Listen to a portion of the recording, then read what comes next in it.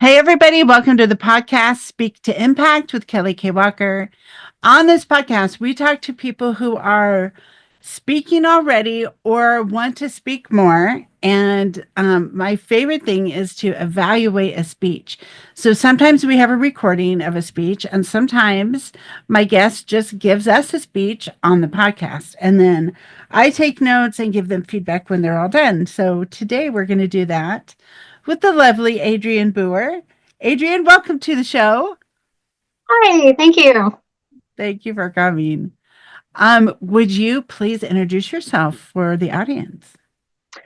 My name is Adrian Booher. I love talking, and so I need to do more with it. I have started. I I do have a powerful message that was given to me and that changed my life. So I'm going to give it to you today. That is awesome. I'm excited to hear it. And tell me, how did you end up becoming a speaker? What led you down that path? Sharing.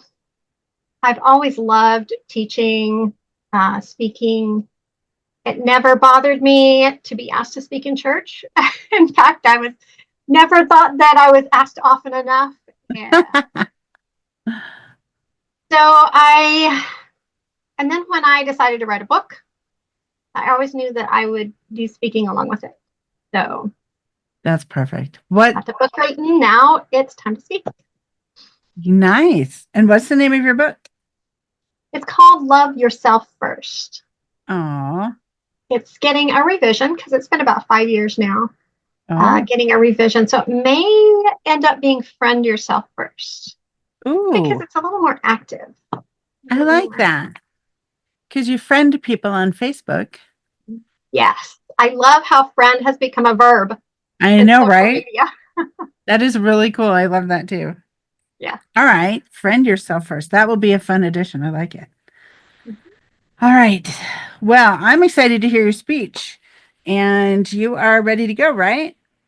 Mm-hmm. All Yep. right. Well, then I'm not going to time you or anything. You just take the time that you need, and I won't interrupt you. And then at the end, I will give you all my notes on All ways right. to make it better and things that you did awesome.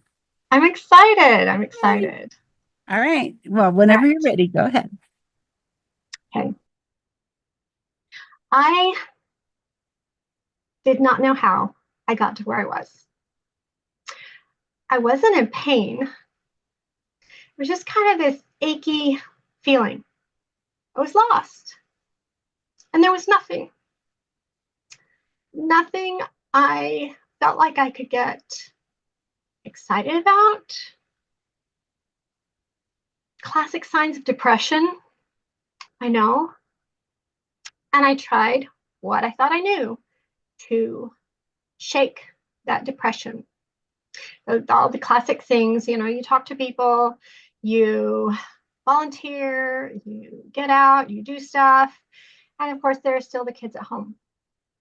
And so it kept me going and it kept me going. And I would feel some relief. But then I was just right back to the Walking Dead, basically. Everything I did, I felt was wrong somehow, that I was missing something. So I tried exploring. And it's hard. There's so many of us out there that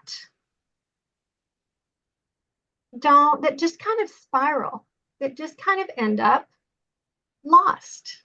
And we don't know how we got there. There's been no, abusive incident. There's been no humongous challenge. We didn't decide to climb Mount Everest. We didn't and fail, or we didn't, there wasn't anything monumental.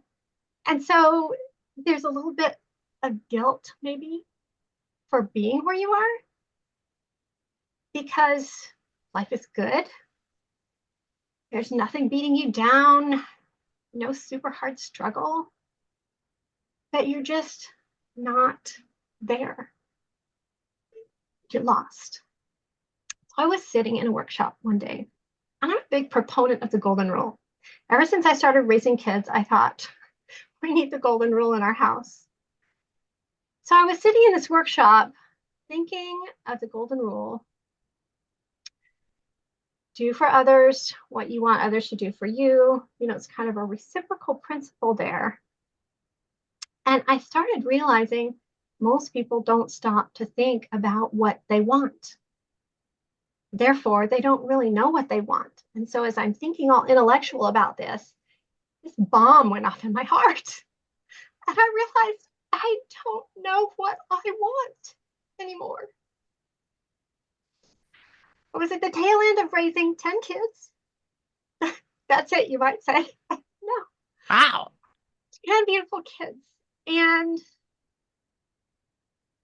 I didn't know who I was anymore. I didn't know what I wanted. I knew the favorite ice cream of my kids. Now, I couldn't tell you exactly which one was what, but I would go to the grocery store.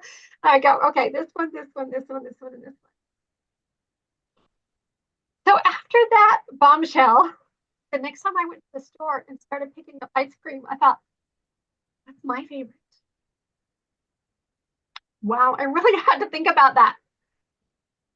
So I started buying different, I love ice cream, period. And that's kind of why I use it in this talk, because I love ice cream, almost any kind. But what is my favorite?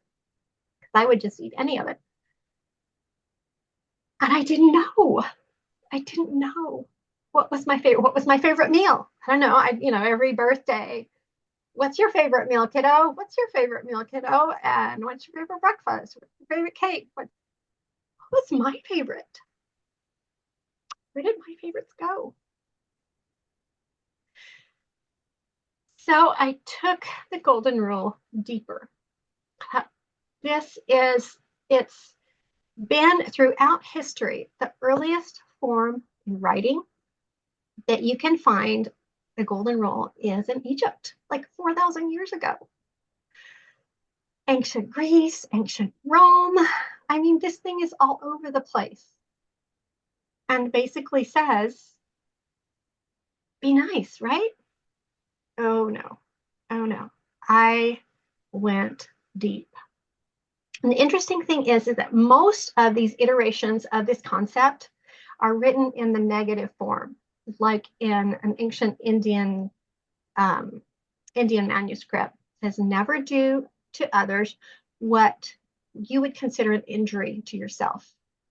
And so that's kind of a negative form. Don't do to others what you wouldn't want done for you. Then comes along the New Testament. And what is super, super cool about Jesus' teachings is that he turns this whole concept on its head. He doesn't say, don't do for others what you wouldn't want done for you. He doesn't even say, do for others what you would want them to do for you. He flips the order and he says, whatever you want men to do for you, you do that for them.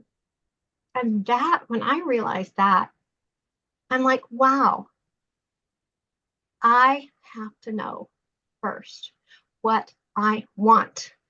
And remember, I didn't know. I didn't know. How many of your things do you know? What favorites do you have? And if you have favorites, do you tell people? Because I ask other people their favorites. I want to know theirs. They probably want to know yours too. So this gospel principle, once we turn it on its head and turn it backwards, forwards, then it makes so much sense with the gospel principles. Love your neighbor as yourself.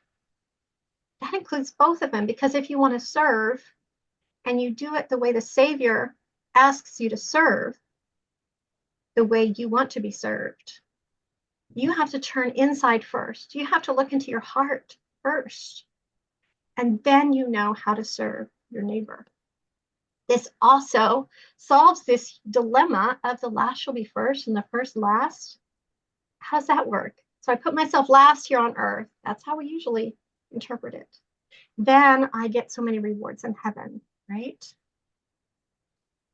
No, not really. I put myself last, so I'm going to serve my neighbor. But in order to serve them, the way the Savior asked me to serve them, I have to first ask myself what I want. And that puts me first too. It all happens at the same time. You know how gospel principles just kind of blend, like mercy and justice blend in love? Last and first blends with the golden rule. Now, why is this significant? It's because I finally started to get to know my heart.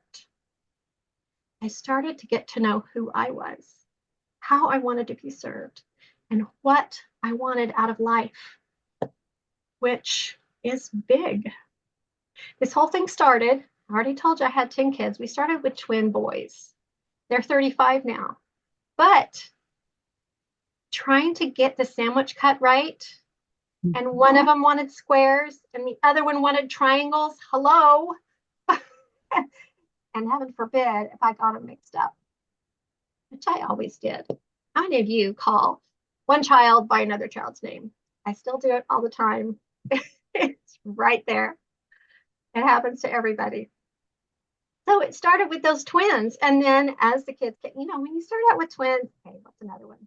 And then another one, etc. I kept serving the way I thought people wanted me to serve them. Be nice, right? That's what we all think when we think, oh, the golden rule, let's be nice. But that is not at all what it is. There's such a deeper level. And when you start using this principle as a mirror into your soul, that inner mirror, you go into the mirror and you look, be out of place and not there, and you touch up your makeup or whatever. You have a mirror. You can see yourself. You know what to tweak. You know how you want to look, and you present yourself that way. But how do you present your heart? How do you present your heart to people? And I found that for me, the golden rule was the magic. It showed me what was in my heart, the good, the bad, and the ugly. Because if I was serving with, okay, now I have to do it. Okay, wait a minute. I'm doing this golden rule thing. So what do I want? I really just want to go to bed. Okay, no. Okay. The other, what I want, what do I want if somebody, if I need service? Would I want them to go ahead anyway? Because I know deep down they love me, even though it's inconvenient. So yeah, I can do that. And then when it's done, I find that my heart has lifted. My heart is higher. My mind is higher. And my energy and my attitude and my self-love is so much higher because I did do something for someone else that even though I didn't really want to do it for them, I knew that I would want that done for me if I was in that person's shoes. And again, we hear the golden rule all the time in different forms. Walk a mile in another person's shoes is one example. But doing it as the Savior dictated. First, exploring your heart. What do I want? What do I need here? And what would I want if I were in that position? That turned my life around. And the very final step, the one that my book is written about, is when I turned the golden rule to myself. And I said, if I would want that from others, can I give it to myself? And that's the magic. And I developed 7 steps from that. The first thing I ask myself is, what is the most basic fundamental thing I would want from others? That took a bit. I would want to be acknowledged and accepted for exactly who I was. Not what they wanted me to be, not what they expected me to be, not what they thought I should be, not even what I thought I should be. I wanted to be acknowledged and accepted. And so then, boom, turn it back around on myself. Do I acknowledge and accept myself where I am? And I'm starting to. I'm starting to get there. And I would love for you to come along with me. I have a 7-step email course, just seven easy lessons with these principles, because I didn't stop there. I want to be acknowledged and accepted. I want to acknowledge and accept myself. And then what's the next thing? We don't need to stop there. The next thing that I came up with is I want other people to believe the best about who I am, that it's enough, that I can get where I need to go, that I can be a good friend, that I can fulfill the things that I want to do. And so I need to believe that best about myself. 7 steps, just like that. Next step, what do I want next? You can do that too. You can look at my ideas in the 7 lessons, because they were life-changing for me. And I hope they will be for you too. Well, that was great. Let me start with my feedback for you. I Yay! I would love for you to start on the ice cream aisle. Oh, okay. I think that would be a really fun place to start, and it would be really Mm-hmm. interesting.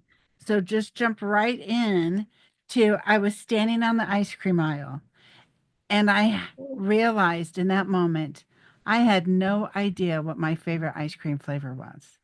Mm-hmm. Then say, I'm at the tail end of raising 10 kids. And I tell you what, I know the favorite ice cream of all my children.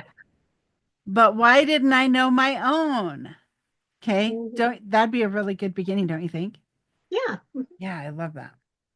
Um, I I felt like I wanted more stories out of you, more Ah, like actual moments in time, like standing okay. in the freezer section looking at the ice cream. Mm, So, and yeah. I call those snapshots where you just kind of Mhm. describe one moment in time. So, like what you're looking at, what you're doing, what you're thinking, what you're feeling, so that we kind of Okay. time travel with you back to that Yeah. moment. Yeah. That makes sense. Yeah. So I would like several more snapshots in your speech. Okay. Um, when you say you didn't know how you got to where I was. I'm just not there. I felt like I didn't really know what you were talking about. Like you were kind of dancing around, like you didn't quite want to say something, like you didn't want to quite say the word depression or something. Is that Mm. what was happening? Um, yeah, I have trouble with that in my speeches and in my talks, because I don't really know how to explain it. It it's just kind of an awkward thing, because I don't know that it was exactly a depression, because I wasn't totally drowning and like can't get up and can't do this and can't do that. I was just like Yeah. on autopilot, just kind of dead. And I mean, that's, I guess, the best way I could describe it. My heart was dead. Mm. Well, there are But I had definitely beautiful kids. I love my kids. I got to hug yeah, kids. I got to, right. you know, we had food on the table. I mean, everything was good. but Everything was good. I like that. it wasn't Well, there are levels of depression. So I think it was true. True. definitely depression. And so I Mhm. think you can say that. Yeah, I can. Also, I like you. I like the phrase, my heart was dead. I felt dead inside. I was going through the motions of a living human being, but I felt dead inside. What about that? Yeah, that makes sense. Okay. So maybe switch it over to that. I loved your hand gestures. They're really appropriate. They really go with what you're saying. You talk Good. about, things in your heart. You had your heart, there was an explosion in your heart. And when you talk about yourself, you point to yourself and you touch your heart. That was really good. The only hand gesture I would suggest maybe not doing is pointing at people. Oh, Because okay. it's got really aggressive Maybe energy. like this kind of point. Exactly. Yeah. Okay. Yes. Yeah. Yeah. Um, two different times you kind of asked a question or explained something and then said right and then Mm, immediately like snatched it back from us like you were you were trying to trick us to agree with something you thought was false and then Mm. like kind of shame us for agreeing with you. Just a little bit. It Okay. was just a little bit of that energy. So Mm. I would maybe don't do that. So like both times it was about the definition of the golden rule, I think, both Mm. times. And so Okay. it means this, right?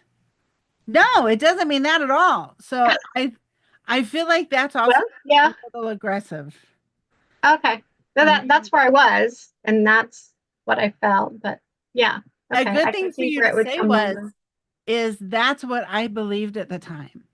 Mm. Hmm. And then Okay. you're not making it like an attack on the audience. Just say, that's what I believed at the time. What I didn't know was that I didn't really understand it fully yet. And so I'm Okay. excited to share with you what I learned about Mm. the deeper layers of the golden rule that most people don't talk about. So Okay. then you're bringing us in instead of separating, you're dumb and I'm smart kind of energy. You're saying, I Okay. didn't understand it and now I do, and I'm so excited to explain this to you because it's mind blowing and it's amazing. See, that's very different. Okay. Yeah. Very different kind of energy. Yeah. Yeah. Let's see. Mm-mm-mm-mm. I do think it would be awesome if you explained very specifically at one point what you believe the golden rule is now. Oh, okay. I'm not sure I fully understand what you understand about it. So I would Mm. hear a really specific explanation because you obviously understand it on a deeper level than most humans. Hmm. And I think we need to hear your exact detailed definition of Okay. the deeper understanding of the golden rule. Hmm. Yeah. Okay. This I loved. I would like a little bit of a story with the sandwiches. Like Mm. maybe tell the story of one day when you Like mixed them up. in the moment. Yeah. Yeah. Just take a moment out of That would be your fun. past when you gave one the Mhm. wrong shape and what happened. Like that could be a really funny story. I love the whole idea of the twins had to have different shaped sandwiches. That's really Uh, cute and funny. So I would yeah. elaborate on that story a little bit more. That was Okay. that was cute. And that would make people feel more connected to you as a Yeah. mom because we've all What mom doesn't know that exactly. there's a certain way you're supposed to cut sandwiches? We all know. So that would be fun to make a connection with us. Okay. I like at the end that when you told about your 7 steps, you only gave the first two. And then if people want to hear the rest of the five, then they can go download your free gift. That was really smart. A lot of speakers fire hose their audience with all the Mm. information they have because they're Hmm. so excited to share it. They Yeah. get overly excited and they blurt out everything. And an Yeah. audience gets overwhelmed and exhausted and they check out when that happens. You gave the Right. perfect amount of information. You Oh, did good. not fire hose. You eased everybody into it and you Hmm. gave just enough information to get your point across. And then you offered the 7 steps email course if they wanted to go learn more. So that is really good and definitely a skill that most speakers need to develop. You've already got it. Good job. Good. Yay. Thanks. That's what I had. Do you have any Cool. feedback for yourself or questions about anything or how it went? Um, I did enjoy doing it standing up rather than sitting down because I Makes had a difference. more movement. Yeah. Uh, Energy's better when you stand up too. so I'm grateful you let me stand up and adjust my camera and make sure I had it all right. Yeah, it So is helpful. I like that appreciate too. that. All right. Anything else? I don't think so. Okay. I think you did a great job. How many times have you given this speech? Um, Probably for Nice. I've been on a few podcasts over this past year, not very often. Okay. Um, mhm. Good. All right. Well, it's a good one to keep working on. Yeah.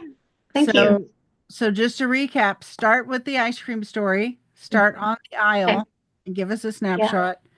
Add us a snapshot of the sandwich story and Okay. come out and say depression. Don't be afraid to say the word. Um, I think I shy away from it because I I see so many with depression that is really deep, and I almost feel like I'm dishonoring them because I don't feel like I got that deep. I maybe I wasn't, didn't know it. Well, and maybe that's your point. Maybe that's your mission to Yeah. help women that have mild depression who are living Yeah. a functional life, but they feel dead inside and they feel Yep. guilty calling it depression. Maybe that's who you're here to That's serve. true. Maybe you're here to validate to them that is not normal. That is a form of Yeah. depression. And you deserve help. You deserve to It love deserves to yourself. be addressed. You deserve to Right. be addressed. You deserved Mhm. happiness. So, yeah, I don't feel like you should shy away from calling it that. And I think it's a good idea to point it out that just Mhm. because your depression isn't as bad as some people's doesn't mean you don't deserve help. It doesn't mean you don't deserve validation for your feelings and doesn't mean you Mhm. can't call it depression because it is. If you're dead inside, you're Thank you. having depression, right? Thank you for that. Yeah, you're welcome. Definitely. So, what's your plan with speaking? Do you have a speaking gig set up? You got one on your calendar? I I do not Okay. yet.